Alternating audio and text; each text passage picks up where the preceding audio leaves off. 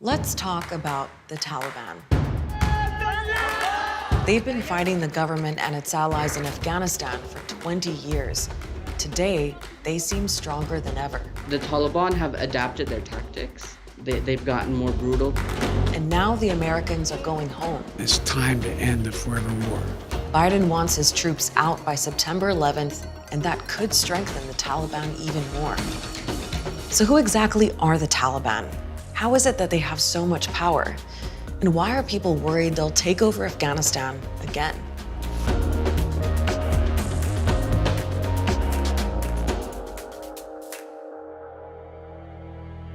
To understand the Taliban, you need to know what happened in Afghanistan in the 1980s. Afghan guerrillas called the Mujahideen fought a Soviet occupation for 9 years. They even got money and weapons from the CIA. In 1989, the Soviets pulled out, and the next few years were pretty chaotic. By 1992, there was a full-blown civil war with tribal leaders fighting for power. 2 years later, a militia called the Taliban started getting attention. Many of its members had studied in conservative religious schools in Afghanistan and across the border in Pakistan, and some of them had also fought as Mujahideen. And they had their own plans for the country. The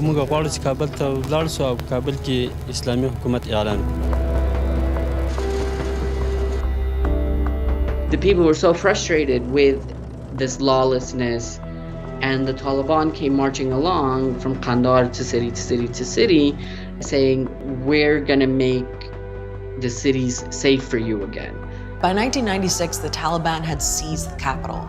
They declared Afghanistan an Islamic emirate and started imposing their own strict interpretation of Islamic law. They were like, you can't watch movies, you can't listen to music, women can't go to school, and other than doctors, they can't go to work. You have to wear a certain type of clothes, you have to have a certain kind of beard, it just became more and more restrictive. Then 9/11 happened. The US was after al-Qaeda's leader Osama bin Laden, who was hiding out in Afghanistan with the Taliban's help.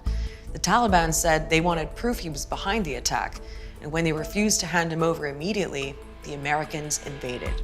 The Taliban will pay a price. Within a couple of months, the Taliban were forced out of power, and Afghanistan got a new interim government. 3 years later, it got a new constitution, and Hamid Karzai was elected president. While that was going on, the Taliban had regrouped. They wanted foreigners out, and they wanted back in. What followed were years of devastating conflict, and it's still going on. More than 40,000 Afghan civilians killed, at least 64,000 Afghan military and police, and more than 3,500 international soldiers dead.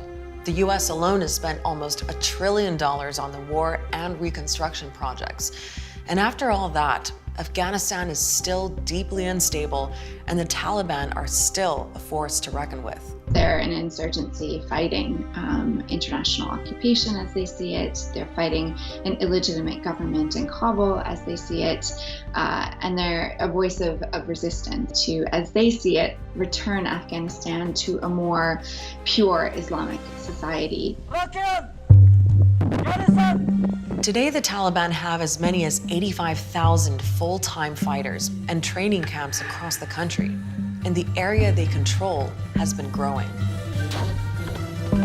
Right now, the Taliban control 1/5 of Afghan districts. On top of that, half of all districts are considered contested, which means the Taliban have a strong presence in many of those places too.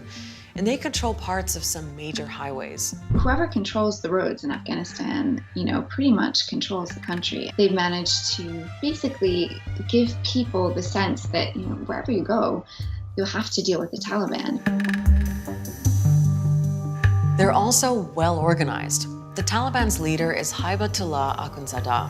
He heads a council that oversees about a dozen commissions in charge of things like finance, health, and education. Below them are local officials in charge of everyday services.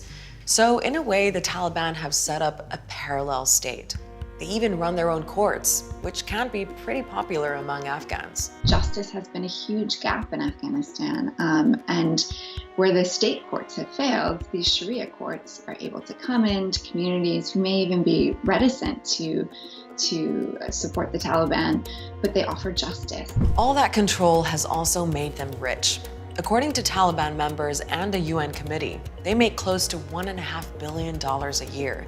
They've always made a lot of money from growing opium poppies and the drug trade, but they found even more ways to generate income. Last year, they made millions from mining and trading minerals and even producing methamphetamine. They also have their own tax collection system and receive funding from abroad, although suspected sources like Pakistan and Iran deny it. Over the years, the international community has tried to get the Taliban and the Afghan government talking, or at least to talk about talking. There was even a meeting in the Maldives at one point. And during a brief Eid ceasefire in 2018, Taliban and Afghan soldiers were seen mingling in Kabul, even praying together. But overall, peace negotiations haven't achieved much. The Ghani government has been incredibly antagonistic and sees the Taliban as a real existential threat to everything that they represent. The Taliban have been quite adamant on their demand that they want the re-establishment of their regime that was toppled by the US intervention. The question now is, what will happen when the roughly 10,000 US and NATO soldiers leave? Will the Afghan government be able to survive? And what will the Taliban do?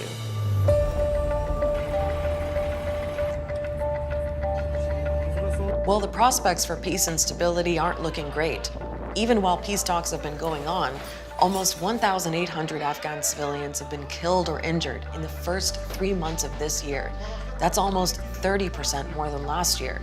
There's also been a wave of assassinations that people blame on the Taliban. Targeted killings continue. Civilian government workers, employees, but also activists and journalists. It's to make people feel less and less safe, less and less secure, to sort of send back the message repeatedly that your government is not protecting you.